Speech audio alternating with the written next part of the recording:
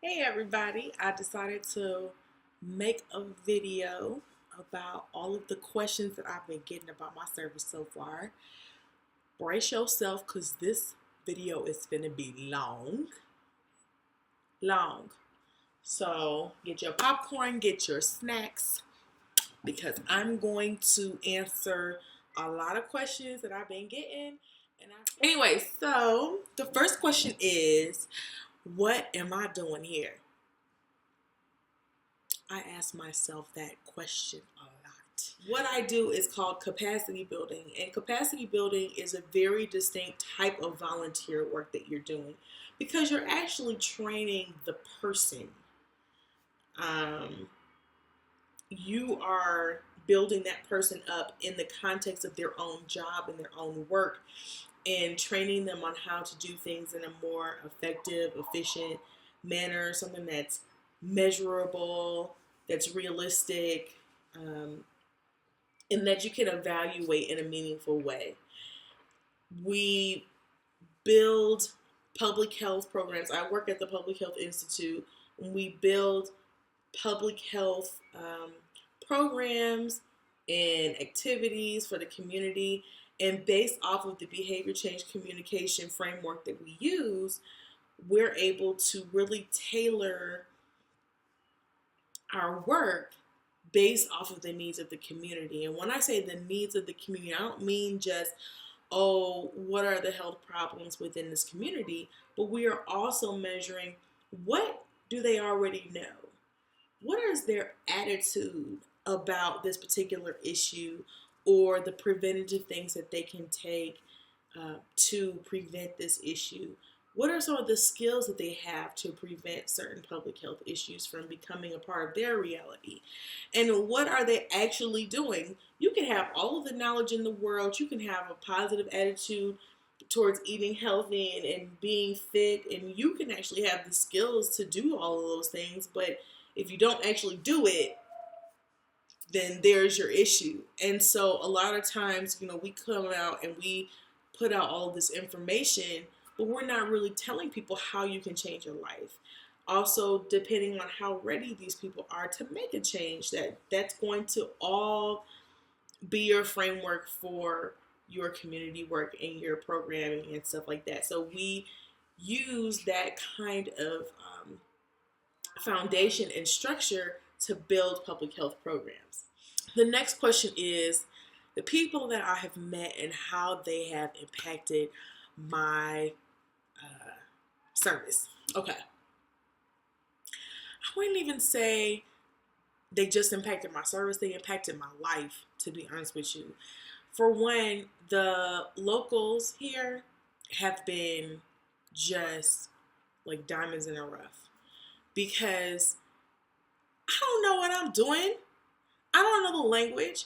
I don't know these people. I don't know how to get around. I don't know how to take a bus. But yet, people have been so uh, giving and just so open to me. They have welcomed me into their homes. They have served me food. They have taught me the language. They have shared, Mongolian customs and traditions and things like that. They have told me when I am doing something that is just so offensive. Y'all, there is something that I do with my hands, and I feel like a lot of people do this. I ain't even gonna do it because I don't want to offend all my Mongolians that's watching this video right now.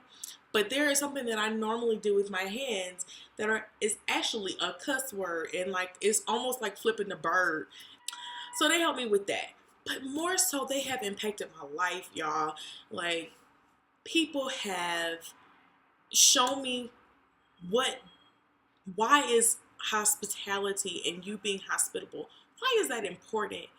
Why does that change someone? How does that lift someone up? You know, when you um, when you walk somebody to their destination, how does that make that person feel? Doing those small things that you probably take for granted right about now because it's just common knowledge for you and not for someone else.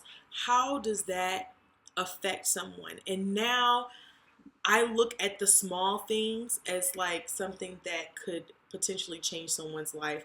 And doing something that costs you nothing can be a huge benefit to someone else. And sometimes you gotta just do what's right, even if it takes a little bit of your time, because they will pay it forward. And it's like a domino effect. And that's just an awesome thing to do, is to be a part of that domino effect. Also, I don't find myself getting as upset as often. So I will qualify that by saying that I get upset, I get annoyed, but just not as badly and not for as long and as often. America is a type A country. No matter what type you are, you could be a type B person, you could be a type C person, you could be whatever you want to be. But in the middle, I mean, in the end of the day, the country is type A. And you need to fall in line with that and stay in your lane and not mess it up. We do scheduling. We have meeting invites, accept, reject, tentative. You got a meeting agenda. You got everything just kind of like laid out in pretty little piles, and everything is so organized. And in Mongolia, it's not necessarily that way. And for whatever reason that it is what it is. They are like the type Z society. They don't go off of like Microsoft Outlook calendars and making meeting invites and let me check if this room is available or whatever for this event. You know, they don't necessarily plan things months and months and months in advance like we might. They do, but a lot of things happen as they come along, you know? So, what ends up happening is that when I set up a meeting with someone and they don't show up, I used to get bent out of shape about that. I used to be like, well, I ain't even working with them no more. I'm not even gonna talk to them. You know, forget you. You know, wasting my time.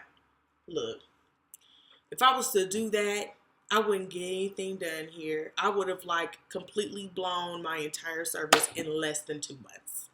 And I got 27 months in here. So, you know, it was like I had to make that choice. Like, am I either going to kind of just reframe the way that I think and come prepared, bring a book or something, bring some Mongolian language books, bring my law books and study and brush up on my law stuff, bring some earphones, some music. Child, I'll be bringing a whole arts and crafts chest, sitting there, and I'm just, if she comes, she come. If she don't, well, I guess I'm gonna sit here and practice some Mongolian today. Okay, so I don't get as bent out of shape about stuff anymore. I still get bent, but it ain't out of shape. You feel me? So anyway, what else? Also, I feel like the Peace Corps volunteers are extremely like invaluable, because for someone to understand American culture and just what are innate things is very important. Also, just having someone who is going through the same thing that I'm going through with the same culture is just priceless. And there are like a very select handful of people who have been like that core support system in Mongolia, and it has been like the deal breaker in my service. Now, another question was pros and cons about living far away from home. I would say, first of all, the pros has been that I have changed in a very meaningful way. Like I said, I still get bit, but it ain't out of shape. And I feel like I'm bringing myself one step closer to the person that I want to be. Another pro is that I have humbled myself in that we all pride ourselves in our independence. Things that we can do on our own. We've been doing that since we were babies. At least I did. You know, I was always that I can do it. That was like my phrase when I was a kid. It was, I can do it, I can do it, I can do it. And I just would never want my mom to do anything. Tie my shoes, do my hair, pick out my clothes. I can do it, okay? Well, the thing is that sometimes that you can slide too far into that and saying that I don't need anybody. I don't need you. I don't need him. I don't need a man. I don't need to go to church. You know what I'm saying? You feel like you can just like do everything yourself. And when you get put outside of your element, let me rephrase that. When I was put outside of my element, everything changed. And I realized that I need people more than I want to admit, and that it's time to get myself together. The cons. I miss my family. I miss my family. My grandmother, my great-grandmother is turning 100 tomorrow. And I can't even be there to celebrate the 100th day of her, or the 100th year of her on this earth. And it is something that I didn't necessarily think all the way through. I also know that there are going to be a lot of life events that are going to happen between the first day of my service and the last day of my service. Some of those very well could be deaths, births, marriages, divorces, you know, and to know that there are some people that I will never see again is very scary. And I've had a couple of like close calls with some people in my life who I love very much. And it was very scary for me. But one thing that I will say that has been great is I have made it even more of a point to stay in contact with those people as much as possible. I don't be calling them every day. I never did. Well, some of them I did every day. But, you know, as we get older and we have things that we have to do, like pay bills, you know, I couldn't talk to them every day. So, you know, I still keep in contact with people, and I still let them know how I'm doing and what I'm up to, and, you know, send little postcards here and there and stuff. So I still am keeping in contact with people, but seeing them physically and being able to hug them and kiss them is equally important. And, you know, I never thought I'd miss them this much. And this is the first full calendar year that I've been without my family and not been able to spend Christmas with them, or Thanksgiving, or Mother's Day, or Father's Day. And it's difficult. One question was about the role of women. I will say that just like in America where we say women rule the world, I will tell you right now, women rule the world in Mongolia. And it is so amazing to see them in living color. And my mind just does not wrap around how they are able to figure all of this stuff out and how they're able to hold all of this stuff up. I mean, the economy is not, you know, all that good here. So oftentimes the woman and the man have to work. Well, traditionally women did the inside activities, so to speak, and they still have to do that now. And so not only they're working, but they also cleaning. And I don't know if that's all that can be in all the times for them. My host mother, child, it be times, it's Thursday night, 11:30 at night. I walk down the stairs to get me a glass of water. She on her hands and knees on the floor, scrubbing the bathroom floor. I'm like, what you doing that for? Shoot, it's time to go to bed. And it's like wow, to know that they are doing so many things within their home and outside of the home is just amazing to me. And they have a very, very, very significant role in society. Also, women are department heads. They are, you know, in very strong positions.